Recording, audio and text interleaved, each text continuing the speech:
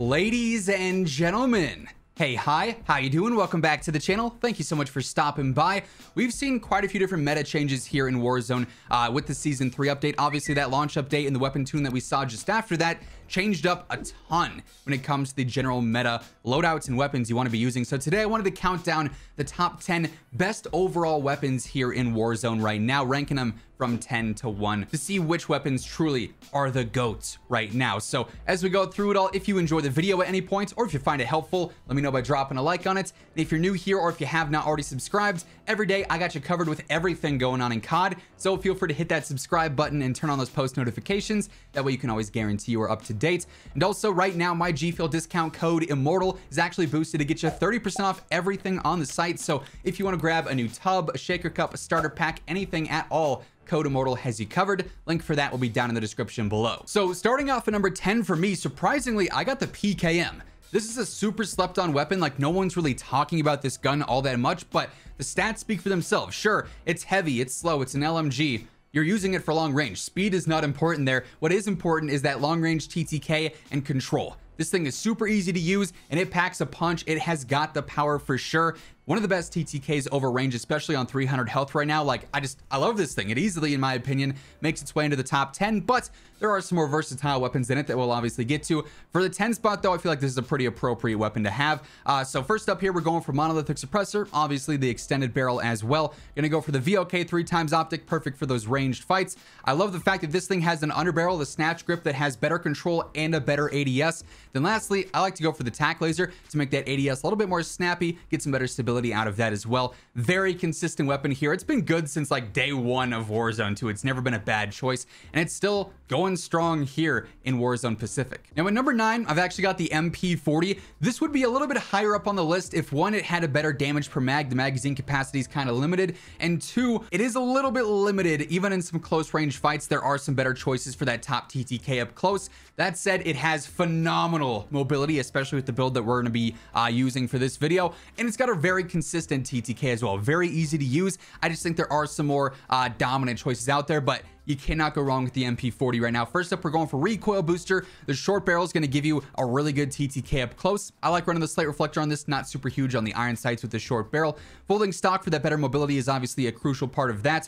Gonna go for the skeletal underbarrel, give me a better ADS from that, makes it more aggressive up close. Like I said, magazine capacity is a little bit limited. The Granko 45 is the go-to mag and you're stuck at 45, so it does make fighting, you know, disadvantaged engagements 1-on-2, 2-on-3, 2-on-4 a little bit tough. Gonna follow that up with lengthens, make it a little bit more consistent in some of those mid-range fights where it might be lacking a little bit.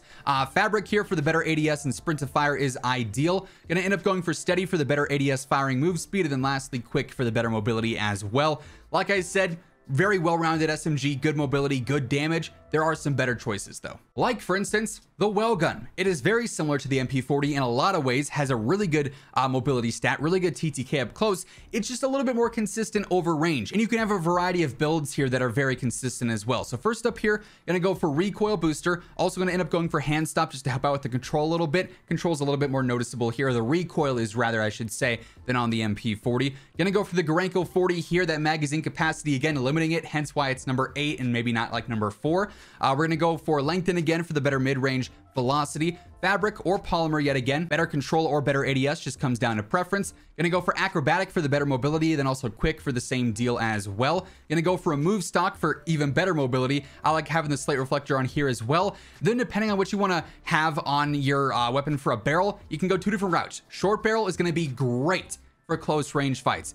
Great mobility, great TTK, and honestly, even for some mid-range fights, it's not too bad, but the recoil here will be more noticeable compared to if you were using the shrouded barrel, which has a slightly slower TTK at all ranges, but it's easier to use. So just pick your poison there. Better control and still a really good TTK, or a little bit worse control and a phenomenal TTK. Totally just comes down to your preference and how comfortable you are with the weapon. Now at number 7, I've got the Bruen. This to me is very similar to the PKM. Again, has one of the best TTKs over range.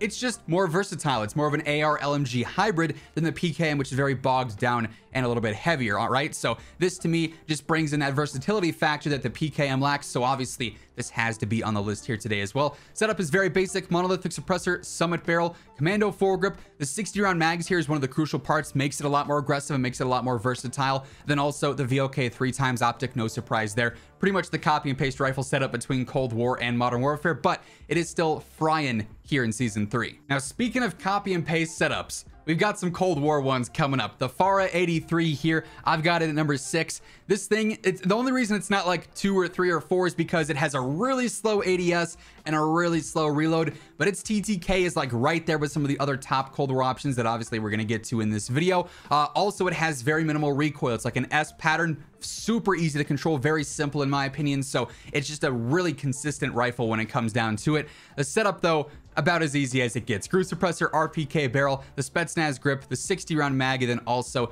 the 3x optic. We all know this setup by memorization now. We know it by heart. You could throw in any Cold War rifle and it's probably gonna be this exact setup here, but for good reason, they all get the job done, and on the FARA here, it works. This thing is a top option for sure. Now, at number 5, I've got the Vargo. It's basically just like the FARA in a lot of ways. The FARA, I believe, does have a slightly better chest TTK over range. It's a minimal difference. Everywhere else is basically the same. This is just easier to use. It's also a little bit faster, so that's why I have it just a little bit above the FARA. Both these guns are great choices though, and you guessed it, both their setups are going to be the exact same. Screw suppressor, task force, the Spetsnaz grip in this case, 45 or 60 round mag here, either works just fine. And then also the 3x optic. For what it's worth, it also on the FARA, you can go 45 if you wanted to as well. It's still going to be a little bit slower, but I mean, this is again super consistent, sort of that S curve recoil pattern as well. That's very easy to control over long ranges. So clear and obvious choice for the top 10. Changing things up a little bit, switching back to MW, we've got the AMAX here at number 4.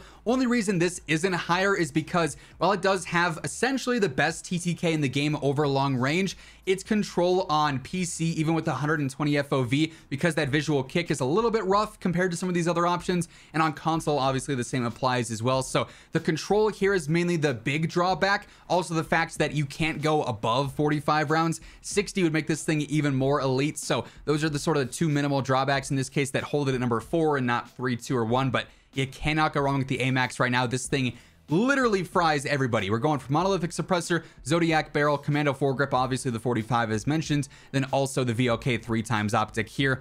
The same old setup we've been running for quite some time, and it is now once again one of the best guns in the entire game. Now at number 3, I've got the Owen gun. I don't think this is a surprise to anybody. This thing fries. It is the clear king SMG right now, and nothing really is coming all that close to it. You could argue the Type 100 in certain situations with the really good TTK, but the damage per mag here, the mobility, the control, everything about the Owen gun is a pro. There really aren't any cons here, maybe outside of the fact that the magazine gets in your way. You can't physically look past it, but you can sort of figuratively look past it, you know what I'm saying? So here we're going for recoil booster. I still like running the shrouded barrel build here. It's just more consistent up close and for sniper support ranges as well. Slate reflector or whatever optic you're comfortable with. Remove stock for the better mobility all around. Hand stop for better control. Gorenko 72 for the better control and that really good TTK for sniper support.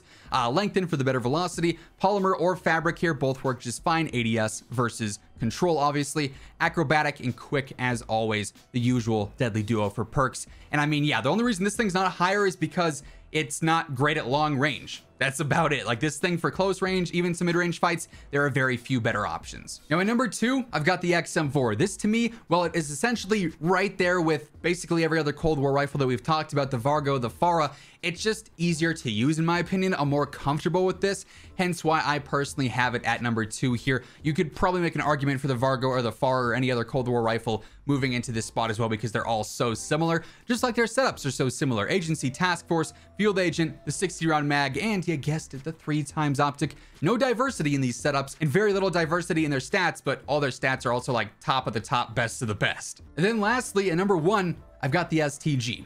Low recoil, one of the best TTKs over range now thanks to the buff. Good mobility, like all around, for a rifle at least. This thing is just absolutely insane. I don't think it'll stay the king for too long, but as it stands right now, you really can't beat this thing over range. It just feels so good. So here we're going for MX Silencer, keeping us off the map, giving us better control and range as well. 760mm barrel, better control, better range. I like the 3 to 6 times scope for this, perfect for those medium and long range fights. Weighted stock's going to give you better control. Hand stop on here as well for better control. I'm still sticking with the Kurz 60. We talked about this earlier on this week. The 50 Gorenko is just not really all that good for range. Going to go for lengthened and polymer, the deadly duo for long range, better velocity, better control. Perk 1 going for Nerves of Steel, better control while you're getting shot at, which is pretty ideal. Then perk 2 fully loaded to maximize that ammo. And that said, that is how I think the top 10 best weapons fall in order in Warzone right now. That's going to wrap things up for today. Hopefully you enjoyed the video. If you did, let me know by dropping a like on it. And if you're new here or if you have not already subscribed, every day I got you covered with everything going on in COD. News, updates, loadouts, tips, you're going to find it all right here. So feel free to hit that sub button and turn on those post notifications. But once again, thanks so much for tuning in. And until next time, take it easy. Have an awesome rest of your day. I'll catch you guys later. Peace out.